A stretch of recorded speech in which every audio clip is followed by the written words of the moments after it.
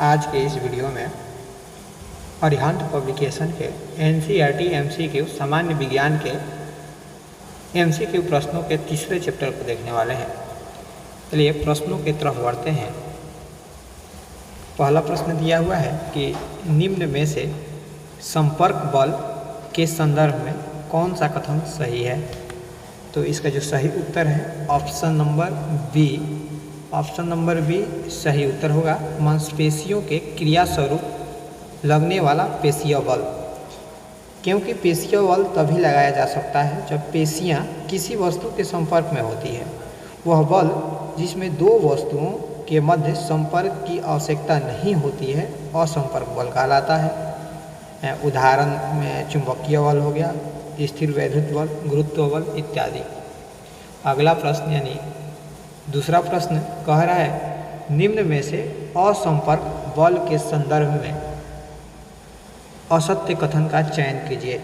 तो इसका असत्य जो कथन होगा 1 और 4, असत्य कथन 1 और 4 होगा। इसीलिए इसका जो सही उत्तर होगा ऑप्शन नंबर बी, क्योंकि घर्षण बल तथा रस्सी को खींचते समय मनुष्य द्वारा लगाया गया बल दो वस्तुओं के मध्य लगने वाला संपर्क बल है, जिसमें किन्हीं दो सतहों या पृष्ठों के मध्य संपर्क होता है। अगला प्रश्न यानी प्रश्न संख्या 3 यह कह रहा है कि निम्नलिखित कथनों पर विचार कीजिए। पहला कथन है कि बल केवल गतिशील वस्तु की चाल में परिवर्तन कर सकता है। दूसरा कथन है कागज की शीट से रगड़े जाने पर स्ट्रॉ स्थिर वैद्युत आवेश उत्सर्जित कर लेता है। तीसरा कथन है घर्षण बल के कारण नदियों में पानी नीचे की ओर बहता है। चौथा कथन है विश्व में सभी वस्तुएं एक दूसरे पर गुरुत्व बल लगाती है। तो इसका जो सही उत्तर होगा ऑप्शन नंबर बी, 2 और 4 जो है इसमें सत्य है। 2 और 4 ऑप्शन नंबर बी। अगला प्रश्न यानी प्रश्न संख्या 4 कह रहा है निम्नलिखित कथनों पर विचार कीजिए। पहला कथन है घर्षण बल गतिशील वस्तु की विपरीत दिशा में कार्य करता है। दूसरा कथन है किसी वस्तु की त्वरित करने के लिए एक असंतुलित बल की आवश्यकता होती है। इसमें कह रहा है उपरोक्त में से कौन सा कथन सही है। तो इसका जो सही कथन है तो दोनों कथन सही है, इसीलिए इसका सही उत्तर होगा ऑप्शन नंबर बी। ना दोनों कथन सही है यानी सही होगा ऑप्शन नंबर सी। अगला प्रश्न यानी प्रश्न संख्या 5 कह रहा है निम्न में से संतुलित बल को कौन सा कथन व्यक्त करता है। तो इसका जो सही उत्तर होगा ऑप्शन नंबर ए। ऑप्शन नंबर ए गुब्बारे पर दोनों हथेलियों से बल लगाकर आकृति में परिवर्तन। ऑप्शन नंबर ए जो सही उत्तर है। पांचवा प्रश्न कह रहा है निम्नलिखित कथनों पर विचार कीजिए। पहला कथन किसी वस्तु का द्रव्यमान उसके जड़त्व की माप है।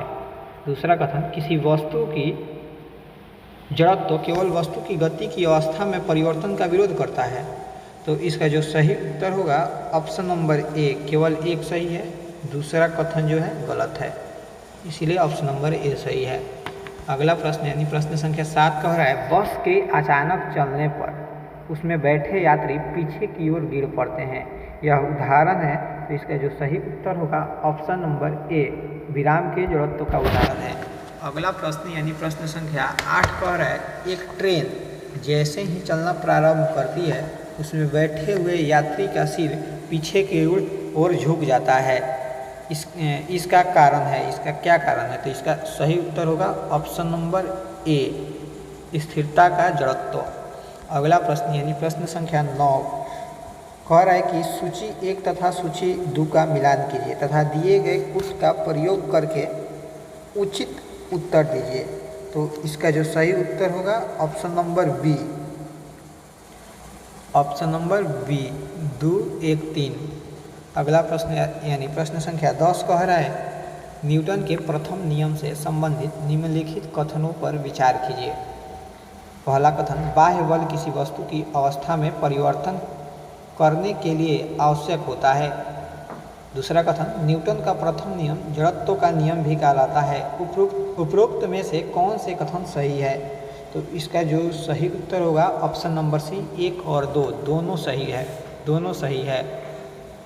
ऑप्शन नंबर सी।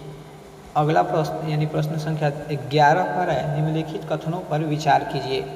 पहला कथन है संवेग में परिमाण और दिशा दोनों होते हैं।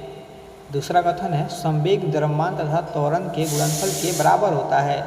तीसरा कथन है संवेग की दिशा वेग की दिशा में होती है। पर उपरोक्त में कौन से कथन सही है? तो इसका जो सही उत्तर होगा option number B. Option number B 1 और 3 दोनों सही है। अगला प्रश्न प्रश्न संख्या 12 कह रहा है बल गुणनफल है। बल किसका गुणनफल है? तो इसका सही उत्तर होगा ऑप्शन नंबर बी द्रव्यमान तथा त्वरण का। अगला प्रश्न यानी प्रश्न संख्या 13 कह रहा है निम्नलिखित कथनों पर विचार कीजिए। पहला कथन है समान समय के लिए लगाया गया समान बल विभिन्न पिंडों में समान संवेग परिवर्तन करता है। दूसरा कथन है किसी पिंड के संवेग परिवर्तन की दर आरोपित बल के व्युत्क्रमानुपाती होती है। यानी तीसरा प्रश्न है बल को न्यूटन पर किलोग्राम में भी मापा जा सकता है। कर उपरोक्त में से कौन सा कथन सत्य है? तो 13 का जो सही उत्तर है option number B. Option number B नहीं, ऑप्शन नंबर ए, केवल एक सही है, ऑप्शन नंबर ए। अगला प्रश्न यानी प्रश्न संख्या 14 पर है कि निम्नलिखित में से कौन से न्यूटन के द्वितीय नियम का उदाहरण है? तो इसका जो सही उत्तर होगा ऑप्शन नंबर बी 1 और 2 दोनों 1 और 2 दोनों न्यूटन के द्वितीय नियम का उदाहरण है, इसलिए सही उत्तर हुआ ऑप्शन नंबर बी। अगला प्रश्न यानी लास्ट प्रश्न संख्या 15 पर है निम्नलिखित कथनों पर विचार कीजिए। पहला कथन है दो पिंडों के बीच परस्पर बल सदैव समान और एक दिशा में होता है। दूसरा कथन है क्रिया तथा प्रतिक्रिया बल एक वस्तु पर कार्य करते हैं। तो कह रहे उपरोक्त में से सही कथन कौन सा है? तो इसका जो सही उत्तर होगा ऑप्शन नंबर डी। इनमें से कोई कथन सही नहीं है, क्योंकि न्यूटन के गति के तृतीय नियम के अनुसार जब कोई वस्तु किसी दूसरी वस्तु पर बल लगाती है तब दूसरी वस्तु भी पहली वस्तु पर विपरीत दिशा में बल लगाती है। एक वस्तु द्वारा लगाया गया बल क्रिया तथा दूसरी वस्तु द्वारा लगाया गया बल को प्रतिक्रिया कहते हैं। अतः प्रत्येक क्रिया की बराबर और विपरीत दिशा में प्रतिक्रिया प्राप्त होती है तथा क्रिया प्रतिक्रिया बल अलग अलग वस्तुओं पर कार्य करते हैं। इस चैप्टर के अगले 15 और 16 प्रश्न अगले वीडियो के माध्यम से देखते हैं। इस वीडियो में इतना ही।